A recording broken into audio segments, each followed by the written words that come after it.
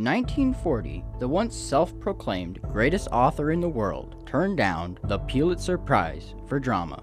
One of Bill's quotes on his refusal had to do with, he said, art must be democratic, but at the same time, it must be both proud and aloof. It must not be taken in by either praise or criticism. Wealth, I am sure, cannot patronize art, and the strange impulse of wealth to seek to do so is, I believe, a curious example of noble bad taste. This was William Saroyan, a man that elicits nostalgia and honor to the best city in California.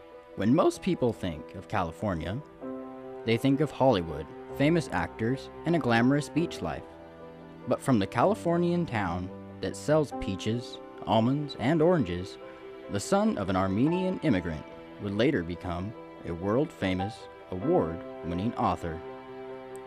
Saroyan was born in the middle of the Central Valley, a long way from Hollywood in all its glory, right in the middle of Fresno, California. When he was 15, Saroyan dropped out of Fresno Technical High School because he was tired of being discriminated against for being the son of an Armenian immigrant. Saroyan did, however, keep learning and reading at the Carnegie Library in Fresno. Years later, the high school dropout published The Young Man on the Flying Trapeze, a story about a young Armenian man facing economic problems in Fresno. The story was meant to portray himself and was drawn from Saroyan's personal experiences. His book got attention from a large group of readers, but more importantly, it brought worldwide attention to some of the problems the Armenians in Fresno were facing. In addition to educating its readers, the book also put Fresno on the map. Fresno was now a notable place. It was a place that someone had found interesting enough to write a book about. I think the most important thing that he himself said it says, I did not make Fresno famous, raisins did it. However, when you look at the literary world and you compare William Saroyan, he was the one who put the Fresno on the map of the world. When you travel in various parts of the country or the world, especially in Europe or Far East, when they ask you where you're from, when you say Fresno, the first thing that comes to their mind is, Saroyan. Fresno and Saroyan are interlinked and they do relate to each other. Fresno was the only place Saroyan was ever said to have felt a strong connection to.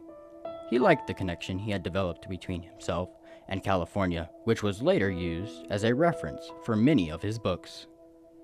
Saroyan also once wrote that Fresno helped him accept and become the person he was because of the environment and the people that live here. The local people of Fresno knew Saroyan not only as a Pulitzer Prize-winning author, but he was their Pulitzer Prize-winning author. The interesting part is that when you read him, you will read part of Fresno's history. Not necessarily an Armenian history, but American history. He has written about friends that obviously as he grew up, he had a lot of Armenian friends, but they were all born and raised in Fresno, so it is part of the Fresno's flavor. He wrote stories and sketches about the people and places he visited in the district, and created a sense of community in it. Years later, the William Saroyan Theater was named after him.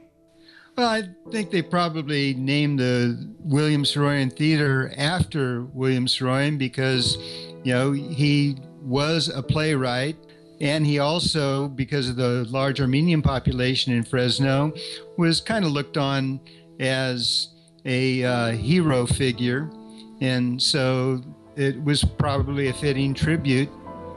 2008 marked the 100th birthday of Saroyan. In celebration, Fresno hosted a year-long event to not only promote Saroyan to Fresno, but to the whole world. Saroyan once claimed that the 10 years he spent in Fresno were the 10 most important years of his life. From this agricultural town, Saroyan found the inspiration to write his books that would later earn him the title he claimed of the world's greatest writer.